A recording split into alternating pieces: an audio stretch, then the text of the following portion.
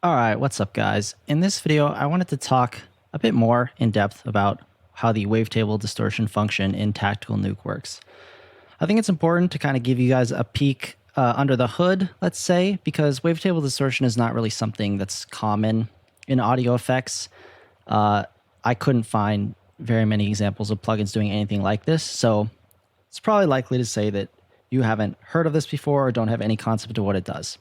And when you don't have a concept of how something works, it can be a little challenging to use it, especially if you're a tweakhead like me and you really like knowing this stuff to allow you to better control, the outcomes you're getting, or more predictably control the outcomes you're getting, which is always what I like to do in audio, and that's how I like to approach things. I like to know what's going on, and then I find that it's easier to guide myself creatively towards different sounds. That way, if I'm getting a certain sound, I have a rational justification for it. It's actually a big reason why I wanted to make plugins, because I was obsessed with the rational justification part, and making plugins is a giant rational justification puzzle. So let's just talk at first about the fundamentals of what's going on here. So the reason I have this giant graph in the center of the plugin here is because it visually is telling you everything you need to know about what this wavetable is doing, as long as you know two key facts. If you imagine this graph as an XY graph, and you imagine the horizontal axis as the input amplitude, and the vertical axis as the output amplitude, the line on this graph represents what's happening to your signal as it's getting passed into this. So the far left side in the horizontal direction could be considered an amplitude value of -1, center is 0, and the right is +1. Same for the vertical axis. Bottom is -1, top is +1, center is 0. Now, in digital audio, you can definitely have, at least inside the DAW, you can definitely have sample values, amplitude values that are greater than 1 or less than -1. But in this plugin, because of the preamp distortion coming before this, that's not technically possible. So because of the way that the preamp distortion works and the way I have it scaled, you're not going to get off the edges of these tables. Now, one thing that this does is that it makes it so that if you're distorting something very hard, adding a lot of gain, you're essentially clipping something extremely hard. You can think of it that way. Most of the sample values are going to be kind of congregated at either the +1 or -1 ends. So if you pick a wavetable, so let's say 32, which is a sine wave, and we crank the gain on this, most of the sample values input and output are going to be at the extremes of this line here. But both of those extremes of this line are at 0. They're basically remapping those output values to 0. So you notice that if we select table 32 and I crank the gain on this, we're going to hear the signal get quieter and quieter as more and more samples of our signal are mapped to 0.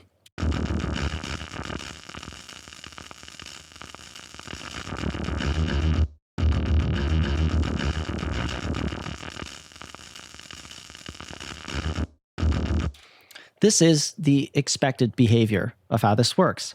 Now, as I discussed in the overview, you have the ability to blend between two different wavetables. Let's say we have these two wavetables, 32 and 16. This slider, by moving it, is effectively averaging the outputs of both wavetables. So your signal is getting sent into both of them, and it's being averaged by whatever proportion you have selected here. Now, to make it a little more clear what's going on, I had this graph update, and the updated graph in the middle is truly what is happening to your signal. So this graph in the middle is showing you visually what is going on in the wavetable distortion section of this plugin. So if, for instance, you pick two tables, let's say, here's the perfect example actually. So say we pick table 0 and then we pick table 1. So 0 is nothing happens. It's like a y equals x line. -1 is to -1, 1 is to 1, 0 is to 0. Everything is completely as it came in. It's output as it came in.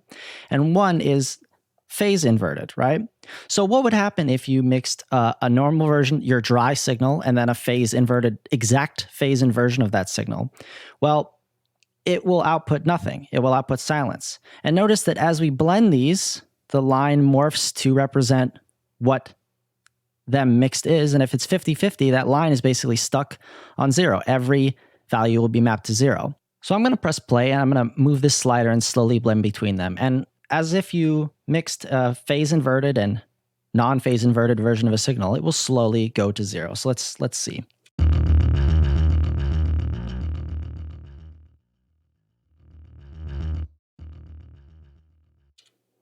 That's basically exactly what you would expect, right? It's kind of the same thing as having a dry signal and a wet signal that's phase inverted, and you just slowly move the fader on one of them up until it's the same level as the other one, and your signal just disappears. That's exactly what's happening here. And if you look at the graph, it makes sense. Every input value is mapped to an output value of 0. Now, some of you astute tweak heads out there might have noticed that on some of these tables, let's say, which one does, like this 25. In 25 in particular, if you notice the input level where the x-axis at 0 is being remapped to -1.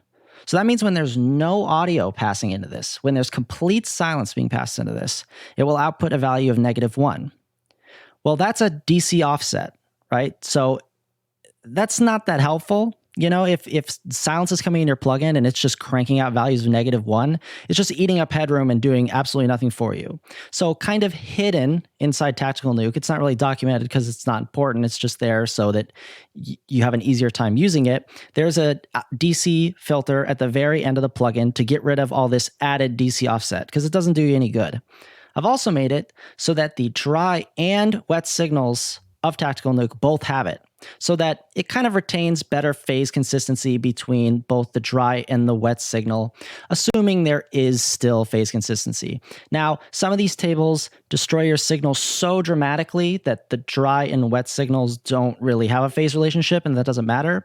But if you're just doing some more gentle distortion, I wanted it to be able to be more easily mixed together without just awkwardly smearing your sound, in the low frequencies especially. Now, another thing in the overview video that I did not mention is kind of it's not hidden per se, but it's a little side mode of these tables for people who want to have a little more fun with it, specifically on mono signals. And if you right click anywhere in the plugin, you can select the stereo mode. This will only show up if you're on a stereo track or a mono 2 stereo, if you have a mono 2 stereo version of this plugin on a track, like in Logic or Pro Tools and maybe some other DAWs, but those are the two that come to my mind immediately.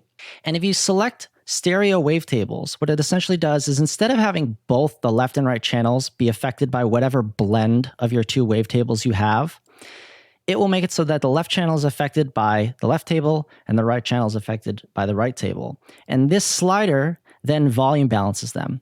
Because sometimes when the input gain is set a certain way, two tables might have different average levels of output just due to the nature of their shape and how they're remapping the amplitude values in your audio. So by having the slider, it just helps you balance them. So let's pick two different wacky tables. This is pretty wacky. And then let's see that. And let's see what's going on.